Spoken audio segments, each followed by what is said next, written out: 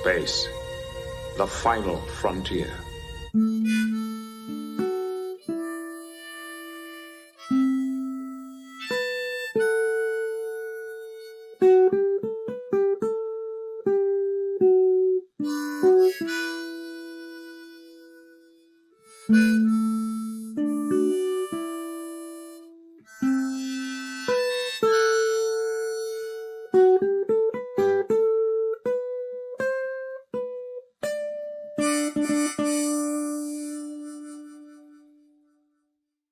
Let's see what's out there. Engage.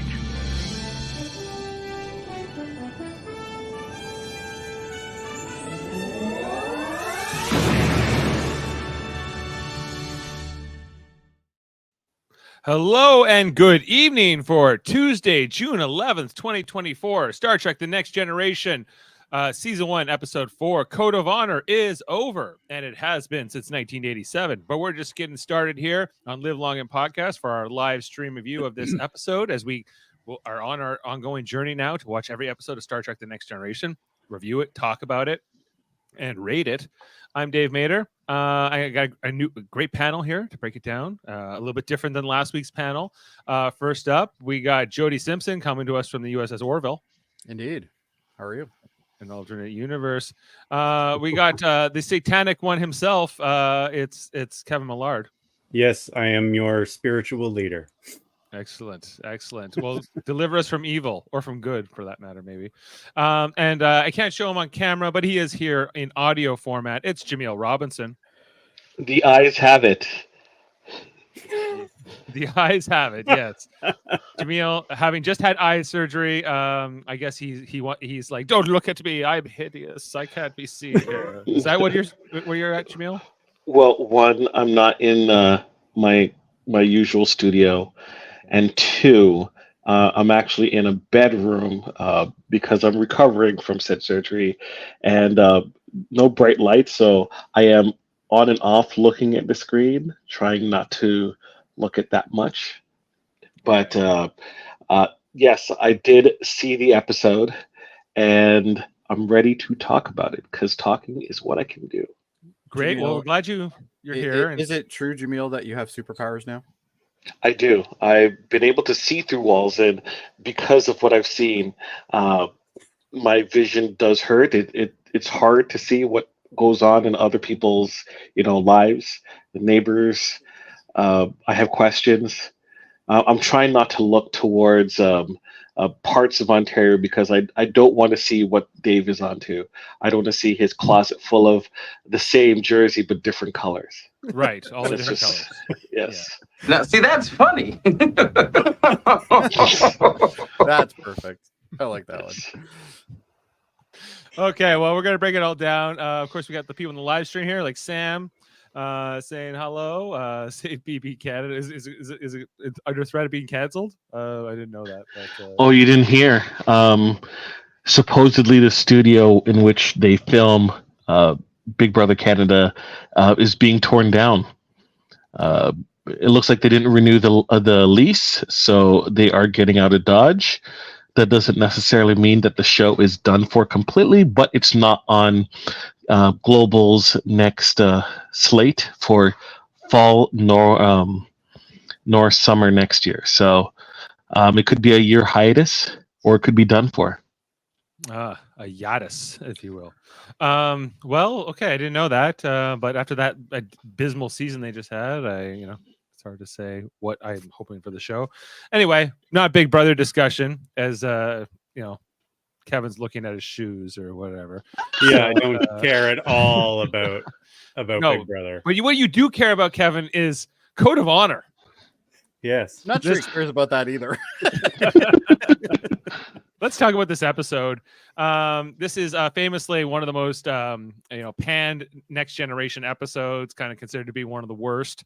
We're gonna see. We're gonna put down ratings tonight. We'll see if they stick for the next 4 years or so, if this will be remembered as one of the worst or not. Kevin, I want to, how do you feel about this episode after watching it?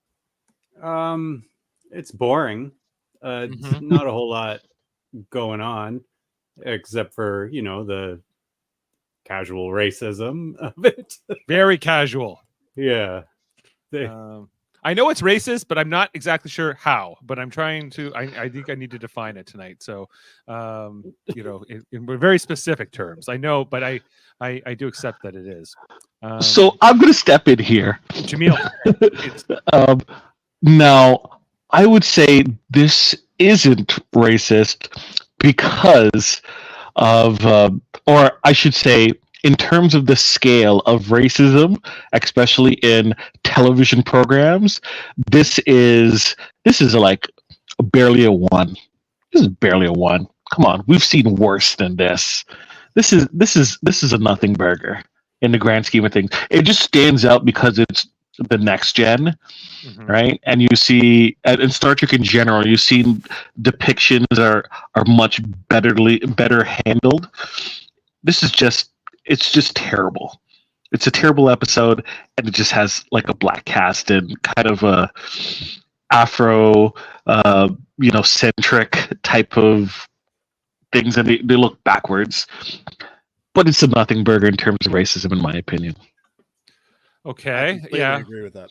Yeah. Well, it's the fact that they made all of these aliens, basically black people, basically with African sort of overtones, I suppose, and They go to dress. cowboy planets constantly, and the Andorians are blue. Like, come on, this isn't a big deal. Right. Well, it's not like when I watch an episode with all white aliens, I think it's racist either. But it's Exactly. but it's not a great look. From what I understand, that originally the concept.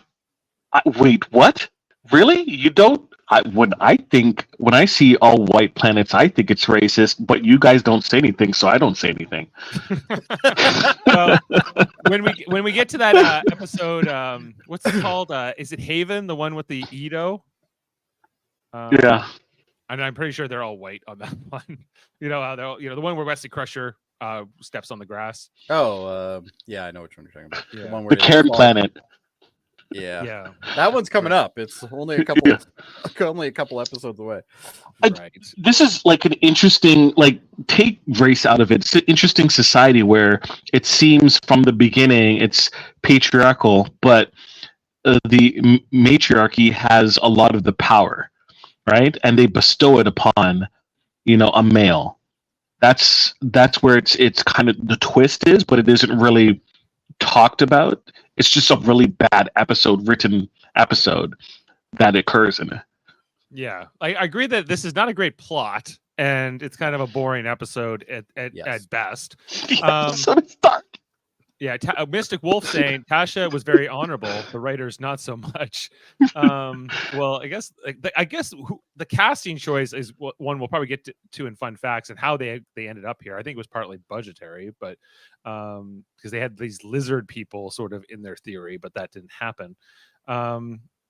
Yeah, and how much about honor is talked about in this episode? I have my honor. It's the honorable thing, and Worf is not even in the episode. Yeah. That's because Worf has no honor. He has no. Don't say that about Worf. He'll show up. He showed up last week just to chew you out, Jody, and you weren't even on the panel. Oh, good. So I don't know if you That sounds perfect to me. Yeah. So let's, Jody, just your opening thoughts before we jump into the screenshots. And all I that. completely agree with Jaemeel. Like, I don't see racism in here, and if I do see racism, it's on such a low scale that like literally anything has more racist in a minute.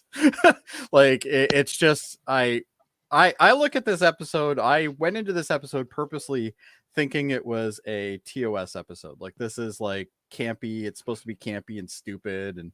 Oh, there you go. So Sam says the same thing. So if you look at it from the aspect of it's supposed to be a campy callback to the original series, it definitely makes more sense. Yeah. I don't think it should be, but well, it's not a good story. It is so boring for the most part. So I agree with Kevin on that for sure. But I don't think it's nearly as bad as people make it out to be. I remember this being way worse, and I remember hating it so much. And now it's like I don't actually hate it. It's not a good episode, and I certainly don't need to ever watch it. But Jaemeel, Sam says Aaron Grease is more racist than this, and how could that's absolutely true. But she had a black prom date. Come on, Sam. I don't get this reference. Big Brother It's a 15. Big Brother It's another Big reference. Brother reference. Yeah. Oh, Anyway, is this a Big Brother podcast now? No, I guess. Okay. But I agree with you, Jody, that it's very much done in the style of the original series. This would have made a very boring original series episode. But like it would have fit in perfectly with season 3. Like perfectly. Original. Yeah, it feels just like that. Even the transitions, not good. Like, the transitions, everything is like the captain's log over, or even Riker's log over certain parts. Just everything feels very much original series, but not a good episode of original series. It's not good. No, Yeah. it's not good by any stretch. But it's certainly not the offensive, terrible, taboo episode that everybody makes it out to be. Yeah. We're going to talk about it as we go through the episode, but the elements that I feel like they should be talking about more, and some of the performances are just like, it isn't just writing that's bad in this episode. Oh, everything's bad in this episode. Yeah. Who wrote this again? Catherine Powers and Michael Barron. Okay. Hopefully they never wrote again. I don't think I saw those names again. So Yeah, this I might don't have been recall one them and anyway. done. Okay, well, let's jump in and remind ourselves what happened in this episode. The Enterprise arrives at a planet called Ligon 2, where there's a vaccine here needed for an outbreak of Anchiles fever, which is on another planet.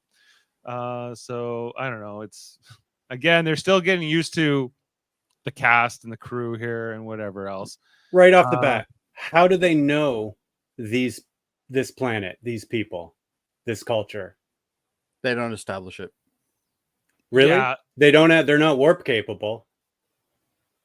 Well, they don't say that for sure. But it's implied, I guess, that Starfleet has encountered this planet before and these people at some point, but it's been limited, I guess. Contact.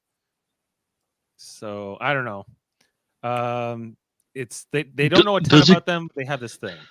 Does it give you the impression that they're a pre-warp society? The impression given, is that they're not as technological as the Federation, but they're not. Yeah, that's racist. They're not necessarily pre-warp. But I don't get the impression that they actually care about exploring. No, I don't. So, right. So how would the Federation ever meet these people ever and not break the Prime Directive? But I don't know for sure that they don't have warp drive. It's not really said that they don't either. It's just I remember. I'm almost certain there was a line in there that said they're not as advanced as the. They're not as advanced, but it's not. But that doesn't mean that they're pre-warp. Maybe they don't have And I guess the other alternative is that other aliens could interact. Like let's say the Klingons met them. They or hear something. it through the grapevine. Yeah. And they don't have the Prime Directive, and then they met them sort of. Through a friend of a friend. The Klingons meeting. Either way, a 1 or 2 sentence information would have probably helped that. Yeah. So Kevin's right. There is still no establishing of this at all. Yeah. It's just, we just have to take it as that's okay. The Klingons meeting them seems like a much more interesting story that I would have liked to see instead of this. Klingon first contact might be good, but we know that they have very specific customs, and that's kind of what this opening scene here is in the cargo bay, I guess, where Picard goes to meet them along with Riker, Troy, and he meets up with Tasha here. They in teleport the on the X-Men logo. Yeah, the X-Men logo. Yeah, bring in the X-Men. So the first the entourage beams in first, along with this like second in command to Luton. Who by the end will become, I guess Hagon is his name. He'll become they'll flip roles basically here. But hey, put out the red carpet. We're bringing in Luton, who's got the big red medallion. What does it say here on Wikipedia? The episode was received negatively amongst the crew, cast, fans, and reviewers, and called quite possibly the worst piece of Star Trek ever made. No, that's Sub Rosa. This was developed into the final story, which was described as having a 1940s tribal Africa theme by staff writer Tracy Torme, son of the Velvet Fog, Mel Torme. By the way, Really? Yeah, he was one of the writers on this season in this series. Anyway, so they kind of do this thing where we bring you the vaccine, our precious vaccine, and this guy goes to give it, and then Tasha just does this whole wrestling maneuver on him. you know, where he actually, he flips into like the role, like, a wrestler would do, because it's all choreographed. And I was like, that seemed excessive. What happened there, but she got the vaccine. She had to look at it first before the captain could look at it. And then Troy's like, don't apologize. So how is Tasha actually qualified to tell me that there's anything wrong with this? She didn't make sure not bomb. To get like a doctor to look at it or something. You think like Dr. Crusher being present would be prudent, it maybe or something? Yeah, but she's not in the scene. She is in the episode, but not in the scene. Man, those costumes or something. Is Luton on? Is he wearing like a lift? Maybe. You see to do that with lift. Do I have a wide shot of him here? Let me see. It's hard to see under his dress, actually. Yeah, his dress kind of goes all the way down. Yeah. Anyway, they're very taken with Tasha because women aren't normally in security, I guess, in their culture, or in control. Well, they're kind of like the highest. At that point, really. Luton's like a big wig, a big important guy. Anyway, so he's taking the vaccine, and they're all obsessed with Tasha Yar. We see Luton talking to. Hold on, I'm gonna have to know this guy's name. Hagon. That they're going to go back and forth. Shut up, he says. Don't give us away. And that's our teaser. Are like Transformers names. Luton and Hagon of Legon 2. So then after the credits, we get our title card, Code of Honor here, where Data brings in an antique horse from like China, I guess, from the 14th century, as a gift. 13th. Oh yeah. Corrects Picard too. He's like, oh yeah, well yes, it's the 13th century. For a guy who was an archaeologist, you think Picard would know that. But I don't think they've really established that he's an archaeologist yet. Yeah, no. They really haven't got there yet. Yeah. But it's canon, so it informs how I watched this episode. And now, one thing I have to give props for is I think the only person who acts exceptionally well is the big guy, like the guy in Luton. Yeah, that guy. He's just got so much charisma in every scene he's in. I love it. A lot of facial expression. I'll go. Yeah, it's just all facial expressions. And he's like, "Oh, we'll give you more vaccine and whatever," and then they're all clapping, and it's all The clapping was awkward. The clapping, Dana doing the clapping, that was kind of weird. And then, can I see one of your holodecks? He says, and I guess they were going to get Riker to do it, but then no, get Tasha Yar. We want Tasha Yar to see this, So, okay, fine. Tasha Yar is going to take Luton and Hagon down to the holodeck. And, I guess Riker gives a little bit of a look. What's this about? I'm a little suspicious here. They will all eventually form and create QAnon. Sorry, exactly. That joke. So, watching the episode with my family, we were taken aback by how much Riker was a stick in the mud and lacked a lot of charisma. There was occasionally it came out where he would smirk on the side. Right. Like, okay, there's the old Riker that we know, but this old Riker was not. And also, as we get to this next scene, potentially could have solved all problems, in my opinion. Okay, next scene could have solved all problems. Let's talk about that. So we saw the holodeck in the pilot in Encounter Farpoint, but this is the first time we see it with like, I guess, the yellow grid, right? And like sort of like it empty. Yeah, maybe. I think so. So it's the holodeck room. They put down this carpet, and then the carpet has a fade. I like that. And they add these like like wrestling mats or whatever, and so like the fighter comes in and he says, "You can create people, without a soul." Without a soul. I'm like, this is bad dialogue, bad writing. But they might be warp capable, right? Maybe. It's not said that they're not. I'm just telling you that they didn't say that. Keep in mind, we put people on the moon before we even had good computers. So like, yeah, they've heard of holodecks. So but they don't have them themselves. So I know Tasha Yar.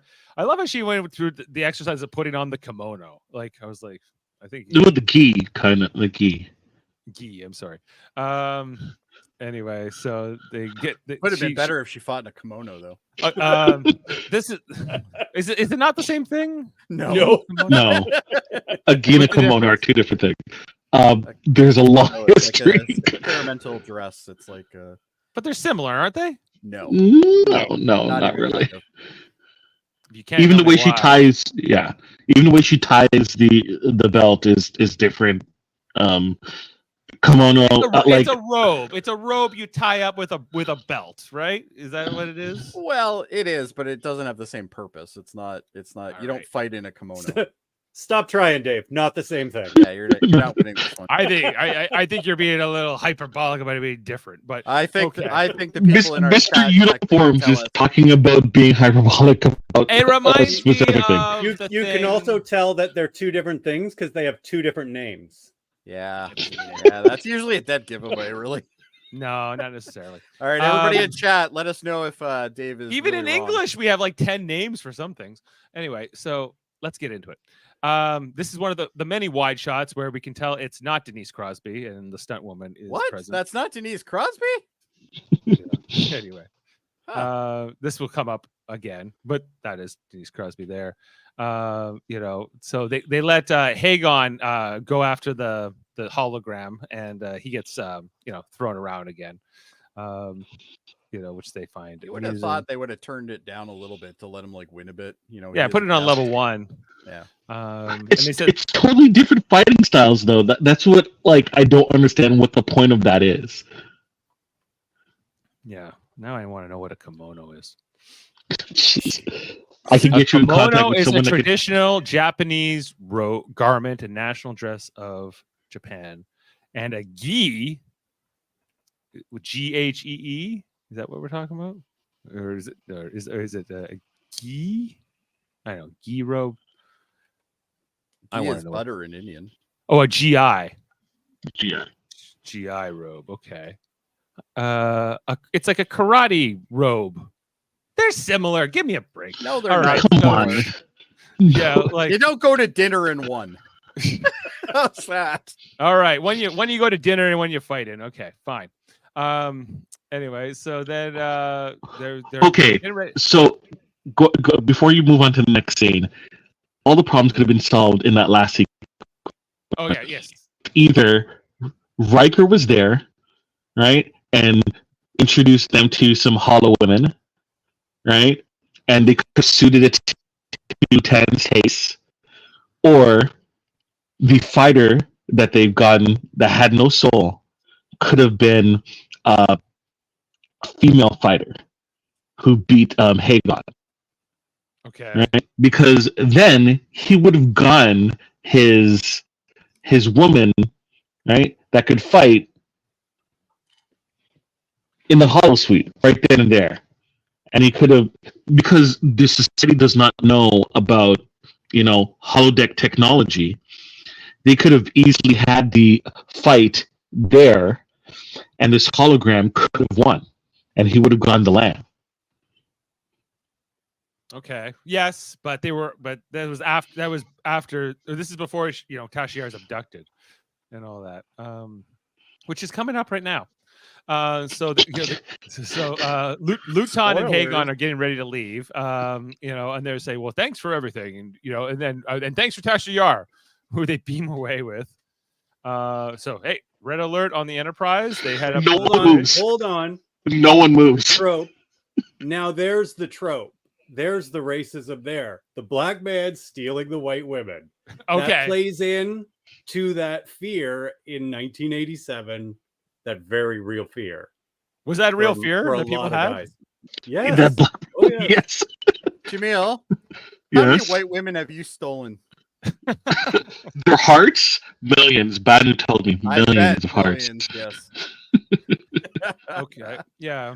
I don't. Okay, I'll give you that one, I guess. You have to. It's actual fucking facts.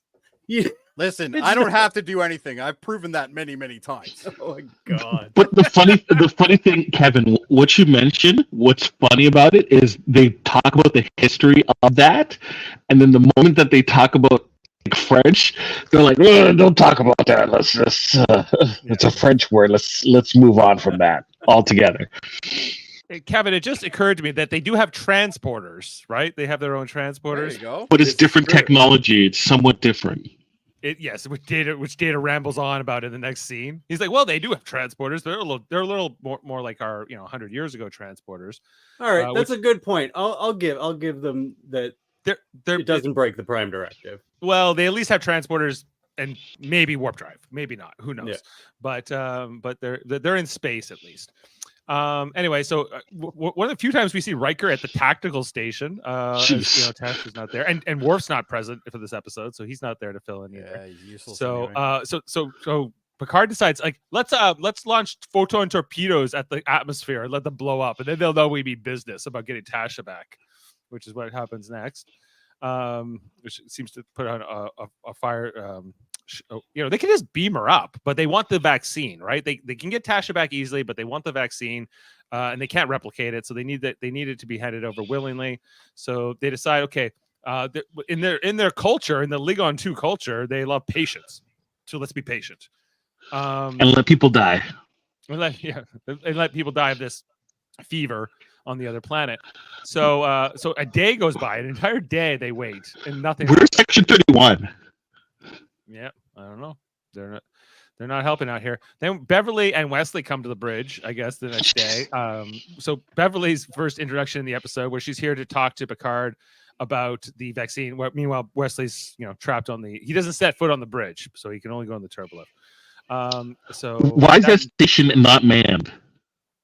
I don't know.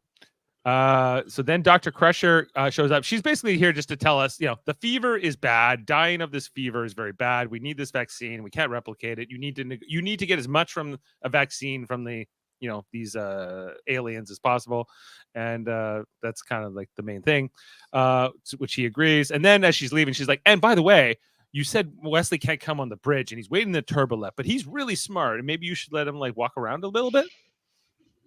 The acting in this is so bad. It's bad. So it's bad bad. writing and it's badly acted. Why didn't Picard ask where she was when they were receiving the vaccine? Where were you? Where were you? Maybe there would have been those backflips and those wrestling. Maybe they would have moves. took you Also, instead. Also, last week he almost got everyone killed. So maybe Yeah. maybe don't let him on the bridge. But right then he away. also saved everyone. But he did create Well, the situation. he He was created it, drunk. yeah. What do you want? So That boy can't hold his liquor. So then Picard invites Wesley onto the bridge. Then Riker shows up. He's like, "I'll get rid of him. Don't worry. I'll take him out here."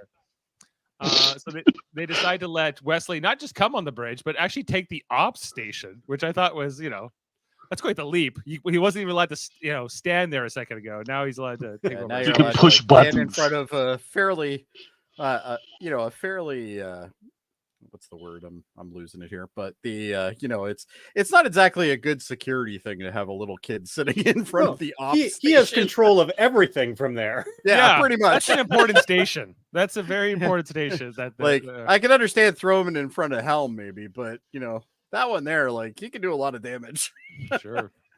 Yeah, Helm would make more sense because they're already in orbit, so it's not much you can mess up there. But anyway, so this is the whole part where Data's talking about their culture and how to be, and then he starts to talk about the French thing, which Picard does not like, but Troy and Crusher find amusing. I guess Riker too. The angles are weird. Yeah, why the way would they have them? shoot the scene. But this Yeah. is where I get back to the idea of that this was shot to be a TOS episode. That's everything about this is just shot wrong. We'll get all your Yeah. coverage, Brent and Frakes. We'll get you guys from the below, and then we'll shoot them from above. And I don't know. We get this sort of weird back and forth here that they don't often do in the bridge. I But look hey, at Picard. Picard looks like he's like a disappointed father. He's like, you brought the car back without gas. yeah, that's his look right there. Yeah. And he's also, don't you be talking about my French like that. He's like, Yeah. Your mom fucks ghosts. Piss off, kid. he's talking to Data in that moment. Well, that's true. Anyway, Luton then called. They finally get Luton on the viewer. He's Picard- got video voice communication too.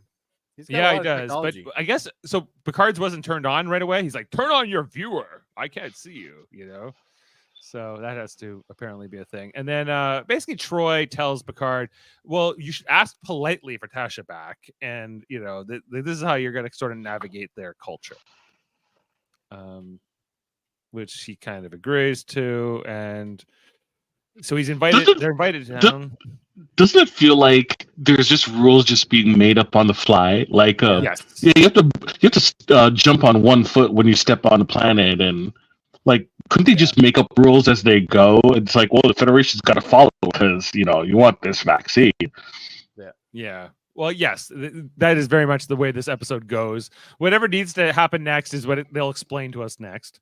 Yeah. And Except so for how they got access to this vaccine. But anyway. well, it becomes this whole thing about like, will Picard? They want Picard to go on the mission because Picard will be protected as an honored guest because he's the leader, but Riker would not have the same luxury or the same sort of courtesy paid to him. So it makes a lot more sense for Picard to go on this mission than for Riker. Couldn't they just lie and say that Riker usurped Picard as captain and is now in charge? They're like, Especially makes Cousins sense. is, all he has to do is stand on one foot and yell out somebody's name, and now he's the boss. Yeah. They would believe it too. Look- They'd be like, yeah, okay. Look that what's makes sense. pointing at Picard. This is the part where he's like, I don't want to have to put you on report, Captain. You're like, but you get some of that playful Riker, moments in this episode once or twice. I want to when he's not, just give him a quick backhand. when he's That not would've been being good. a stick in the mud. Anyway, so then we head down to the planet with Picard beams down with Troy. I thought, maybe bringing at least a security guard with you, like, would be a good move. Who has security? Lose another one. Come on. Well, because they did abduct Tasha, and there is sort of reason to be a little bit suspicious. Where the hell of him. is Worf anyway? He's just not here? For this episode. I guess maybe they didn't want to Not explain why he's not here. They're like, there's too many black people in this episode. Worf's racist against black people. Yeah, that'd be funny. So then we meet Luton's wife, I guess, his first wife. We get this impression that there's many wives. She seems to be the one in charge, though. Yeah, he married her for her money. We find out in the episode. What's her name? Yarina is the character who will end up having this fight here with Tasha by the end. In a arena. In an arena with Yarina. So they bring out Tasha, who's seemed like she's not been okay. What is up with this guy's eye? Why is his eye like this? You got the Tasha messed him up. Did Maybe Tasha he do just this? had surgery. He just had eye surgery. Maybe that's what it was. Oh, Jaemeel. Well played. Well played. Well done. Well done. I was so distracted by this guy. I was like, are we? I didn't honestly even notice it until now. Every time I watch this episode, which will probably be never again, but if I do watch this episode, that's going to be on my mind now, Dave. It's Thanks got a to be lot. that we're meant to think that Tasha did this to him, right? I guess. I don't know. I don't know. So anyway, Plot holes. You want some? plot holes, eye holes, whatever. There's a lot of them here. Yeah. So then we have I guess this little banquet here where Tasha comes out and they're going through the motions where Picard's like, okay, now that we ate the food and we did the music, now can I have Tasha back and that vaccine you promised me? I think he says yes to the vaccine. Why does he want Tasha back? It's not even really doesn't really make sense to me why he wants Tasha at all. Yeah. Other than what is he? Because we find out he's broke, right? That Luton's broke, and even with his first wife's money, it's not good enough. But Tasha, It was a power play. So the whole point is it's a power play so that he can make the wife jealous, so that she would challenge Yar. Yar would win because she's strong enough to win, and therefore Yar would kill her, take over her lands and money, and he would get it. Oh, that's right. He gets all the riches. That's right. But he's already married to her. Yeah, but But he it's just wants not- to get rid of her. But she could also change, as we see, she can change who her first husband is. Yeah, just on a whim, I guess. Oh, but that's only because she dies. Because she dies and comes back to life. She's able to sort of divorce Luton, and then make him the second husband. Okay. Whoa, don't give away the whole plot, guys. I Like, know. come Okay, on. we got to get there. This is really exciting stuff. Did you guys like this crowd? Like the court who had the sticks that they banged together, like the wadi? No, they look bored too. They're as bored as we are watching this episode. Right, that's true. They I might want even some be bored. Vuvuzelas as well. I love the fact that they have those bug zappers in the background. I think that's great. Do they? Oh yeah, they do. They have clearly bugs have now. they clearly have a bug issue on this planet. I didn't pick up on that at all. Okay. So I don't know what. Yeah, we're getting to that moment. Oh yeah, this is where he says he wants to marry Tasha. So Urena challenges Tasha, and there's the whole moment here where Picard's like, "Oh no, this isn't what I was. I want the vaccine and Tasha, and I want to leave. That's all Picard wants."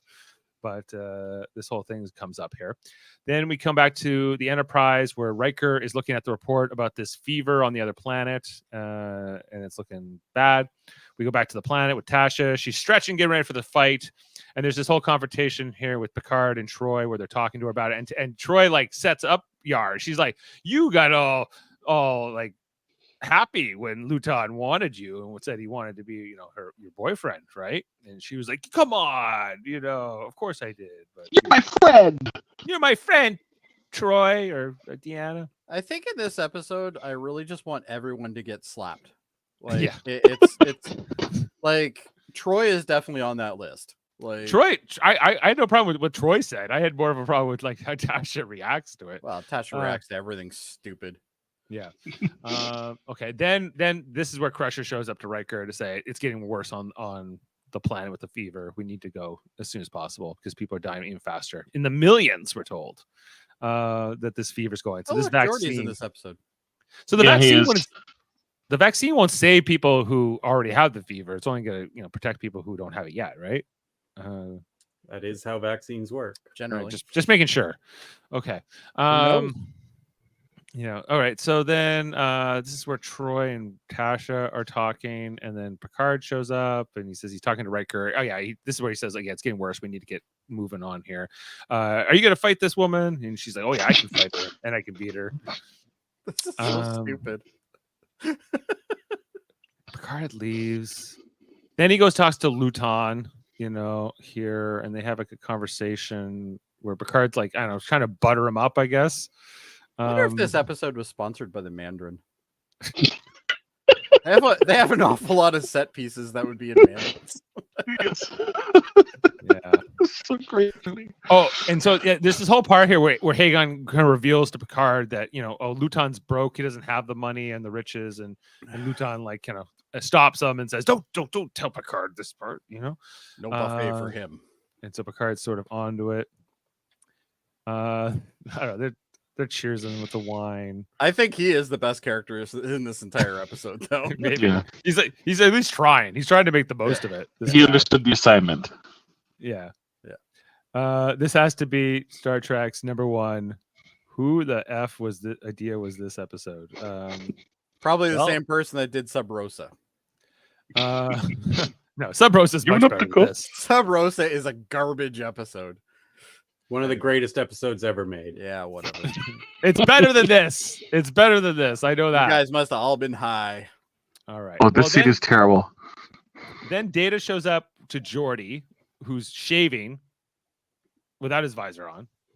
Well, he he doesn't just want to had get eye hair in the surgery. At visor. least- What's the At problem? least he's not looking in the mirror. Oh, wow. Yeah, that But was That's brutal. Speaking of which, though, I had a question. When Data confronts him and Jody goes to the door, how does he know where the door is? And then how does he know that Data's advancing on him to step backwards? he's just got those senses are tuned up. His hearing is that much better. He knows his room. I don't know. Not explained, but Or LeVar Um, Burton can see. yeah, because he's trying to around there. Because LeVar Burton probably can't see very much through those contacts either. But it goes through. This is where Data's telling jokes. This is kind of like the first real like Data Geordi scene. I feel like of the whole show, the whole series, where it's just these two having a banter.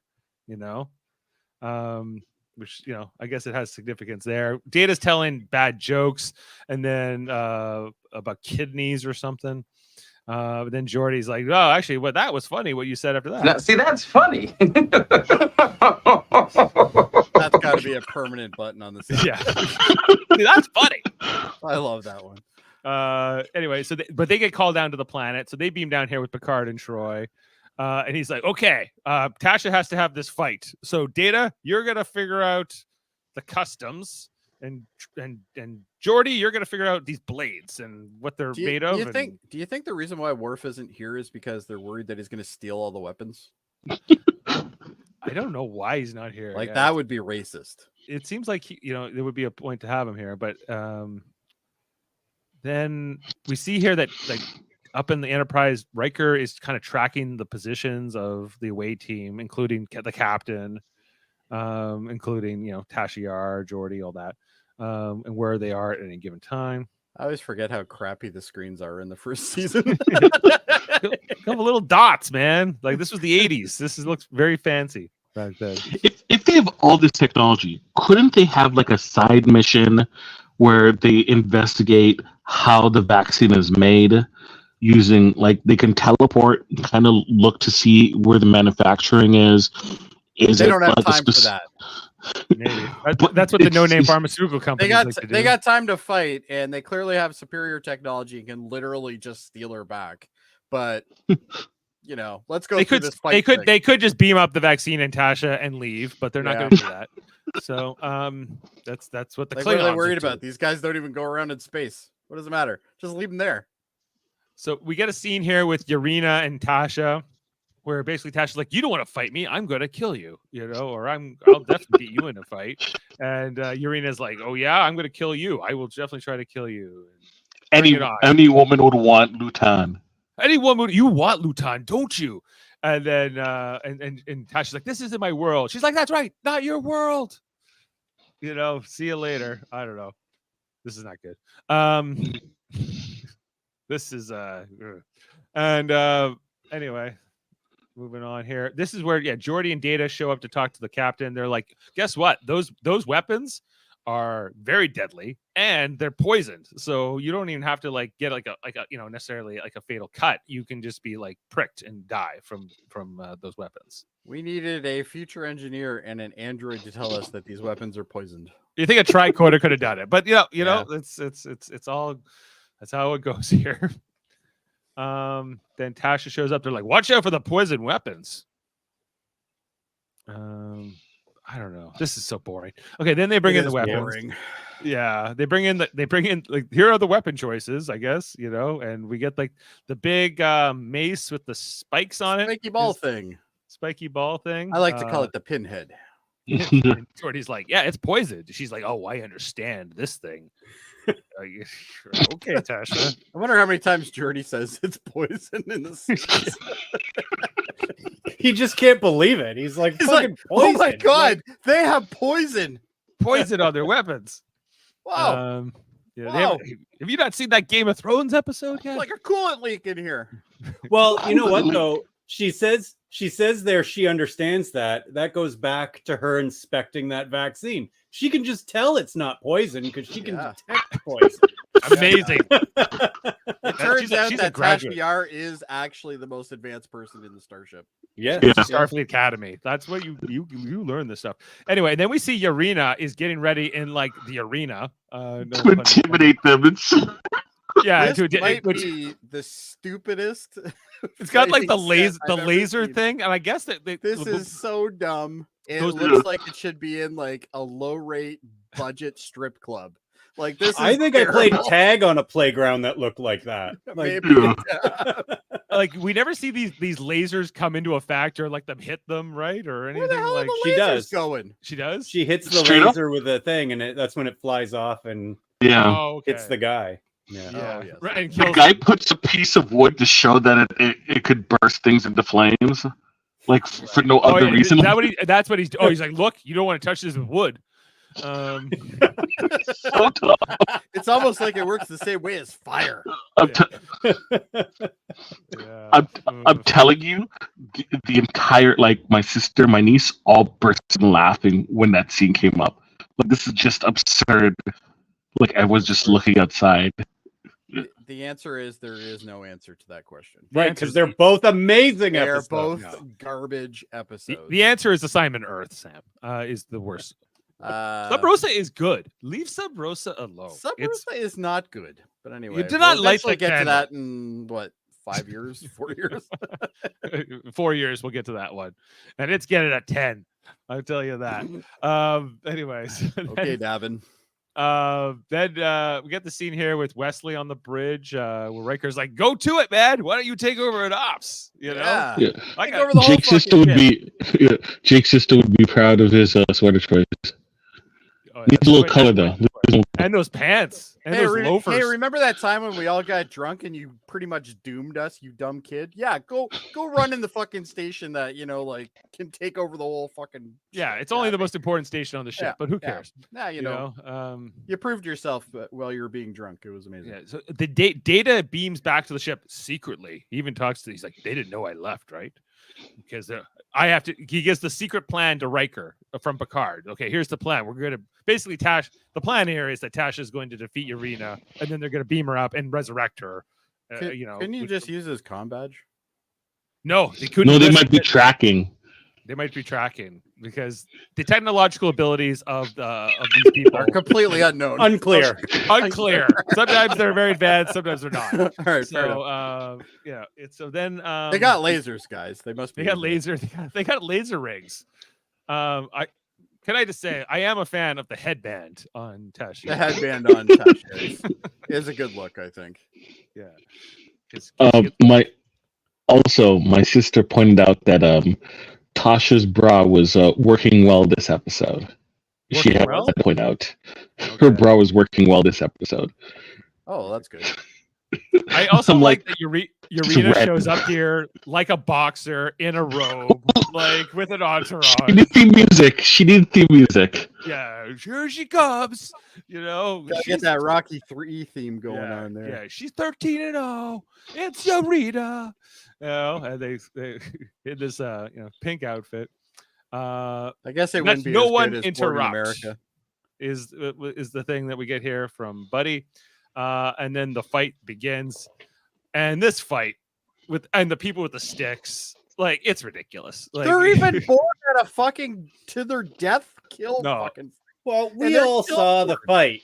Of course, they're bored. Oh yeah, Like- this fight is brutal. It's literally two people chasing each other around a jungle gym. Like but that's they're What, going you around the monkey You've never bars. seen Tag? Tag is very popular nowadays. Yeah, this is kind of like a version of Tag, but more lethal. Yeah. And yeah, so then I guess this is where we see it hit the green laser thing. It flies off her hand and it lands on this poor guy who's just watching it. He's just trying to He bang was his- so bored. He's like, "Oh, what happened?" Imagine going to the fight to the death thing, being so bored, and then getting hit by that fucking thing and dying. Right. How It's the terrible equivalent is to a that? baseball game. yeah. It's equivalent to a baseball game. It would be He like was if just the Kevin guy. went to, He was the It's guy true. keeping the score. After so he about wasn't 4 bored. innings, I want to stab myself too. You're right. this would be the equivalent of Kevin going to a baseball game and then getting hit by like line drive randomly, and like you never Because do I it. wasn't actually watching the game. Yeah. Correct. But he could get a black eye and then get like a whole bunch of Topps baseball cards made of his face. Yeah. Oh, there you go. That happened in So, real life. this guy dies, the spectator dies, and they're like, well, on with the fight. Knock the sticks together. And nobody's concerned either. They're just like, No. oh, okay, well, he's done. Everyone's like, we didn't like him anyway. Let's keep They going. got an antidote for something that the Federation can't even make, but they can't fix poison. That's true. At one Fuck point, that. they do call the vaccine an antidote, which is different than a They vaccine. did call it an antidote at one Yeah, point. so I don't know. Here comes Urena. Okay, Tasha nearly gets it here, but then she hits her in the leg or something, and we see that this guy's concerned about Urena, and that guy, He's like, wait a Luton, second, he's banging my wife. yeah, why are you so concerned about her? I'm just trying to get to the end of this fight. I like her Um, perm though. She's got a good perm. So Very 80s. Tasha eventually beats her. For someone who's such a skilled fighter, it took her a little bit too long. A little bit, but they wanted to make Urena formidable too. She was busy chasing them around the fucking around the jungle gym thing for 20 minutes. Yeah. So and then Tasha just like lands on her and they beam out. Luton's I thought this was a lesbian thing, but I don't know. Yeah, they beam up here, so she's clinically dead, like her heart has stopped. But and by the way, Dr. Crusher with the wristwatch. I don't think that's period accurate. But maybe I'm off. Huh? So, it's an antique. It's like Kirk's glasses. It's like Kirk's glasses. There you go. Yeah, I feel like that they just didn't notice that before they filmed that scene. Yeah, something tells me that's her personal watch. Yeah. There was a previous wardrobe. There's a previous part of the episode I forgot to call it out where Tasha walks by in front of the scene and knocks the camera, and the camera shakes. Oh, really? Literally, and they leave it in. This episode's so bad we didn't even notice. So it's really bad. Anyway, we see here that Tasha's very concerned for Urena, this woman who just tried to kill her, for looking at her man. Look, only TNG only gets slightly better, but these early, slightly better, yeah. But these early seasons and how they wrote female characters is rough. It's the worst out of the 90 early 2000s. But this is 1987 for the record. Yeah. Not the 90s yet. But yes, I would agree that the women in this episode are not. No one's written well. Women, men, doesn't matter. They're all MUL isn't wrong though, because you know what? For the first couple seasons, women were terrible in TNG. Well, yes, but like I guess my point is they're all kind of written not great, not as good as they will be. Although you get these moments. Yeah, get this moment here tonight with Jody and Data. That's not bad. So I guess they were getting the better end of that. So then Picard takes up Luton to the Enterprise along with that other guy. They go to the conference room, and then he sees that Urena is still alive. He's like, "What sorcery is this? How could you still be alive?" Well, I was brought back to life, and this is cheating. He's all mad about it, And then he calls it witchcraft. But of course, they also have lasers and vaccines. And he calls it witchcraft. Yeah, and transporters, and I don't know. They're all unclear. Unclear what their technological advancements are. Anyway, so Urena then says, "Well, now that I died and came back to life, we're divorced, and I'm taking my lands and my money back because you're a jerk. And now you're a pauper. You're still pretty hot, so I'm making Buddy my new first husband, and you will be my new second husband. You'll be like Sunday. Sloppy seconds. You'll be like Sunday afternoons. Yeah, he's easy like Sunday morning now, and he's just like, okay, I will be the second husband now. He kind of resigns himself, and that is more or less the end of this episode, right? We get one final scene here on the bridge. Wesley at Ops, which then Picard goes, "What the hell are you doing here?" Yeah, why are you in the most powerful seat on this fucking ship, you idiot? Yeah, get the hell out. He gets a little bit of I don't know. I guess this is just building to Wesley's like, I gotta go replicate another sweater. No.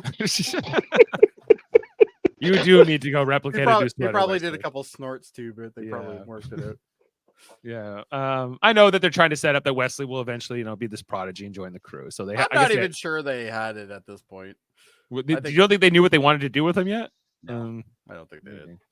They didn't know. They still didn't know. Most of these characters they knew what they wanted. Oh no, I think they did. They wanted people his age to be watching this show. Yeah. So of course. I think he's intentional for sure. Yeah. Well, he's the space camp kid, right? Like he's he's that in this show. So they set course for the planet with the fever, and they're going to go get the vaccine. And Fever for the flavor. And again, this is another episode where we see Riker says engage instead of Picard. From the first officer's position. That's because Riker is the true captain. Well, that's debatable. Anyway, so how about what are our fun facts other than the things we didn't? Hold on, we have to address a very important question first. Wesley or Nog? Nog 100 times better. Yeah, Nog. Oh yeah. Nog. If you even have to ask that question, nah. Like, I think it's Wesley or Jake is the better question. Yeah, I if you think. did Wesley or Jake, I would say probably Wesley. Jake is I useless. don't know. Jake I is don't know. I useless. love that He does Red nothing. Squad episode.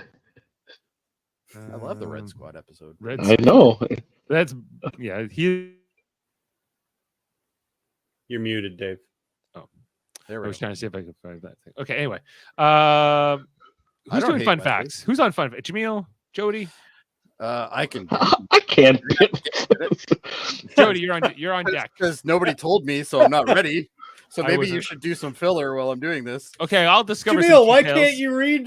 Why can't you read the fun facts? Is there something wrong with your eyes? Okay. Don't be a dick. That's funny. I'll go for a second here. Okay, guys. Well, if you didn't notice, in this episode, the entire humanoid population of the planet is portrayed by African American performers. Oh, I didn't know. In the teleplay, however, only Luton's guards were specifically written as being African.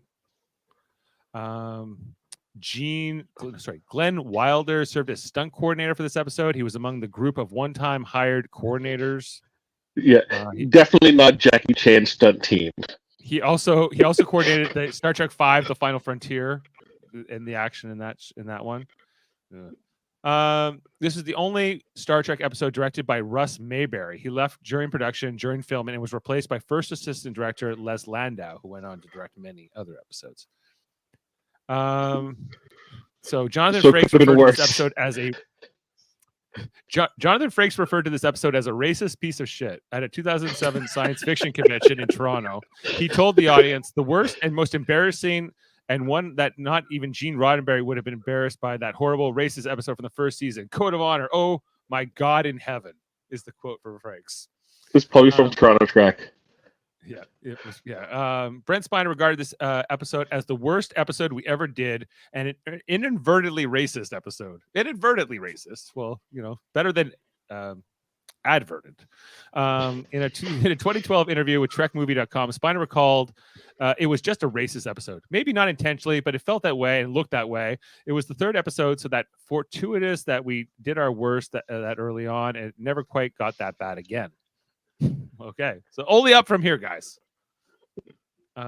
Tracy Torme was embarrassed by what he called the 1940s tribal Africa view of Americans in this episode.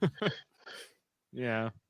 According to Wesley Crusher actor Will Wheaton, if the cast wasn't arbitrarily decided to be African American, the idea of this episode being racist or not racist would not have been an issue, which I think is correct.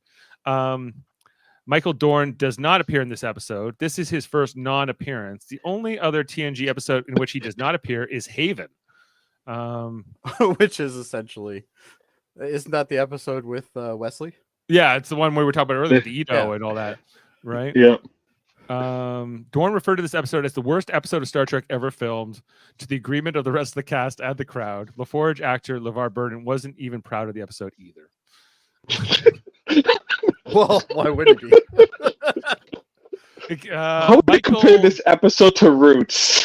LeVar Burton, tell me. Yeah, a little different. Dr. Crusher is seen wearing an antiquated wristwatch when she is seen reviving Urena in the transporter room. But okay.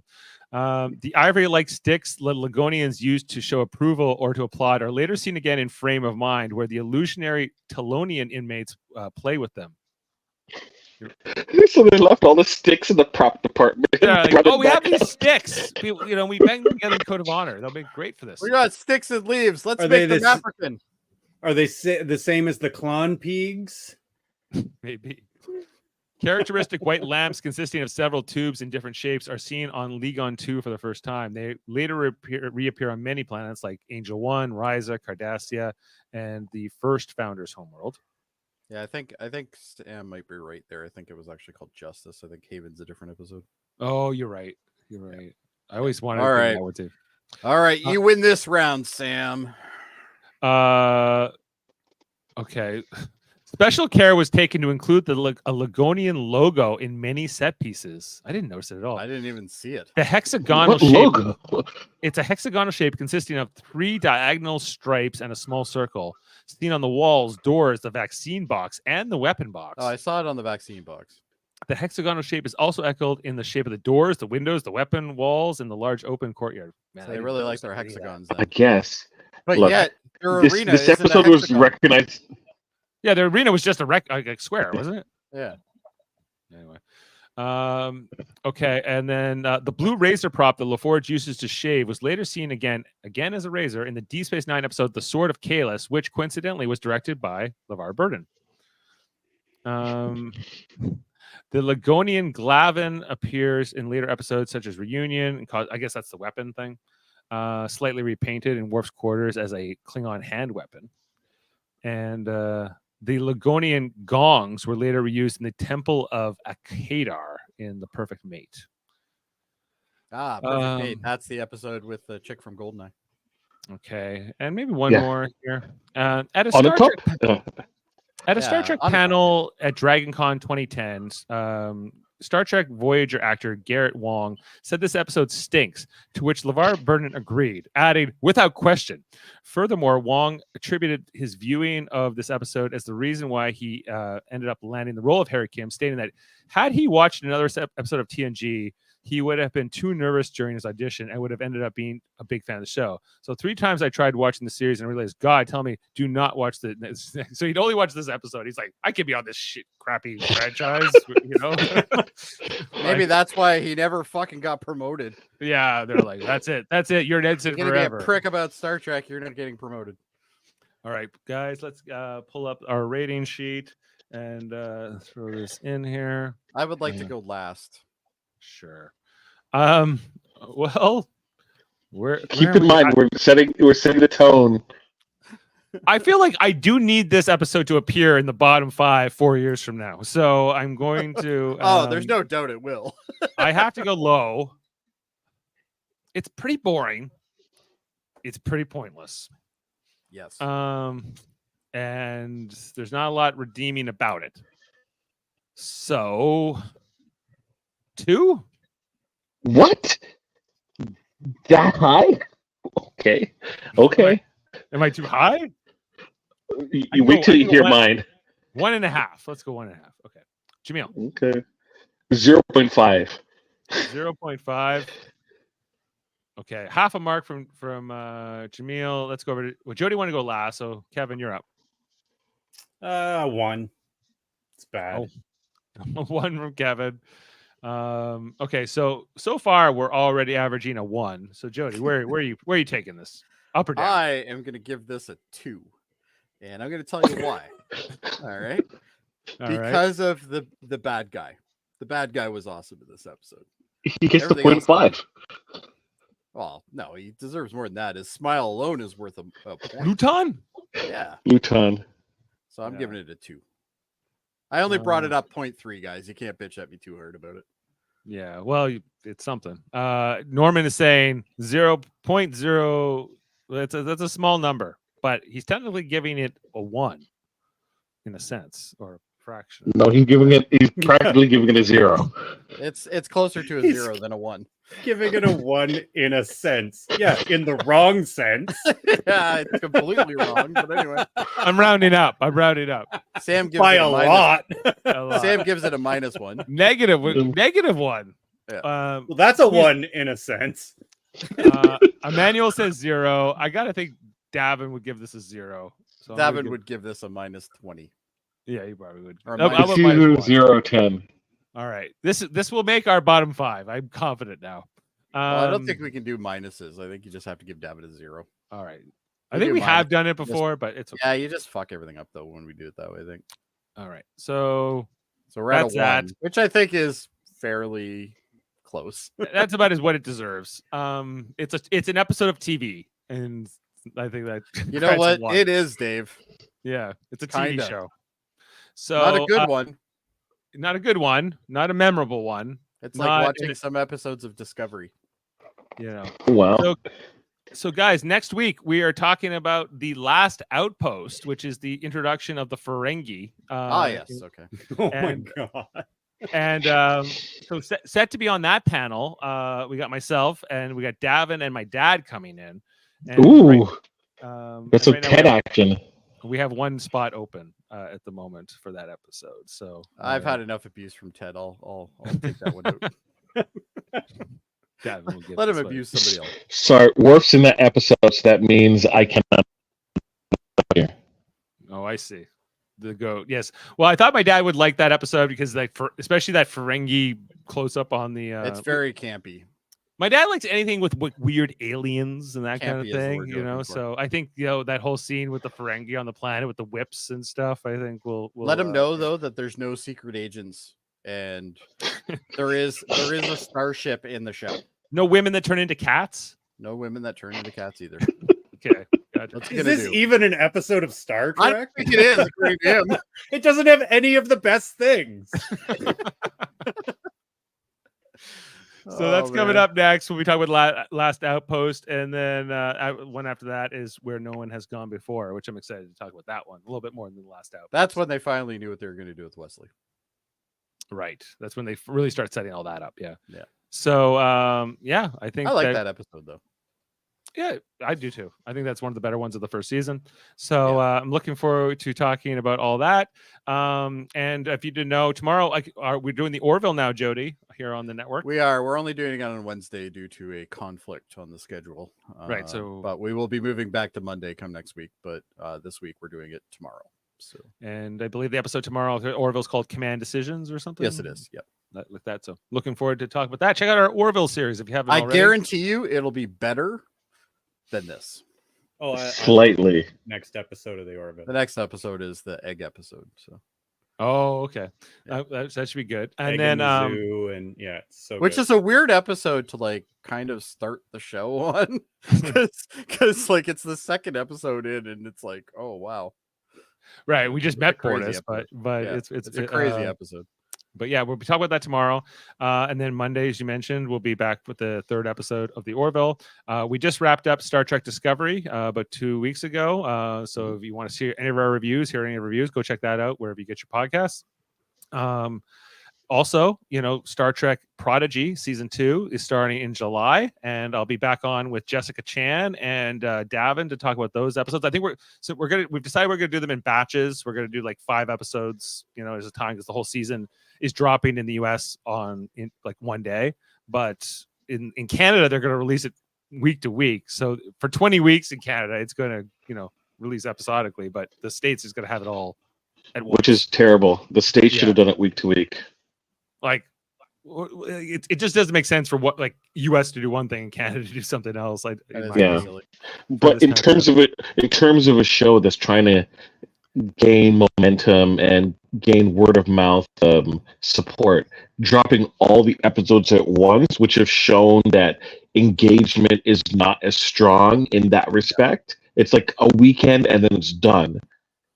They're gonna do it that way. Just doesn't make any sense in my opinion. Yeah, I'm not a huge fan of it either, but Especially for a series that literally might not exist after this. So Norman's not going to spoil it, but thank you, Norman. But like I said, we're gonna do about 4 podcasts, and each podcast will cover about 5 episodes. realistically, they'll be on our server anyway. So. Yeah, I know. That's why I was like, let's just do that. And then I know Strange New Worlds will be out at some point later this year. From what I understand, the 3rd season is supposed to be the best one ever. So I'm looking forward to talking about that once it comes. And of course, all of our Didn't other they say things. that about Discovery? Well, they do. It's part of the marketing, Also, look out for a Debate 9 coming up in the near future on our science division with Davin, and I think I've been recruited for it. Oh. Kevin, are you in that too? Or I am not. I can't remember who else is in it. I think Ashley, maybe I think is doing Ashley it. and Heather. Is that who it is? Okay. I think Oh, that'll so. be good. Yeah. So I think You're that's gonna get that's- destroyed, Dave. Oh, probably. I was just like, I was conscripted to it, so I was like, I That's will fine. come and debate.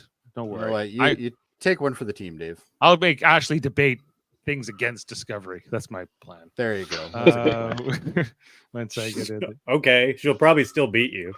Probably. And I think that's it for our plugs. Check out everything on the United Federation of Podcasts. We'll play that commercial here at the end. And on that note, we'll leave you with maybe a joke.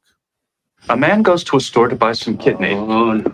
He says to the shopkeeper, "I'd like a pound of kidneys, please." The shopkeeper says, "You mean kidneys, don't you?" The man says I said Kittles. Did I? It's too old, and you didn't tell it very well. No. Okay. Well, we'll see you next time, everybody. Good night. I'm doing the post too. Beam up some Star Trek content with Live Long and Podcast. Tune in to X-Rated, the X-Men animated review show.